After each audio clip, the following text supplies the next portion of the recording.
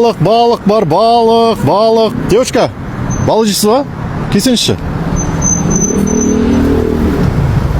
Қайда саттың балықты? Мына балық па, Айнұрдың балығы екінші точкасы ашылды, осы жақта бар ешчі. Әдеттегіде 2000 теңге жіберетін боламыз, постың астына балық деп жазып кетсеңіздер болды. Кімнің комментарий көп лайк жинайық, соған осы 2000 теңгені жіберетін боламыз. Кеттік.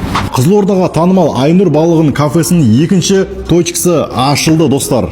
Балықтың иісін айта алмадым, свежий балғын болып тұр. Бұл жақта балықтан бөлек осындай киіктің қуырдағына дейін бар. Бұдан бөлек еще қоянның қуырдағы бар, қоян ботқасы, қарма және полуфабрикаттар бар. Пельмень, манты, тағы басқа тамақтарымыз бар. Плюс еще первое, второе, енді тамақтардың дәмдері тіл үйрер. Плюс бұл жақта осындай танцпол бар, үлкен, және екі кабинка бар. Бір кабинка 20 адамдық, бір кабинкасы 10 адамдық. Ертең корпоратив, туған күндер жасағыңыз келсе, осы жер таптырмас орын деп ойлаймын сіздер үшін.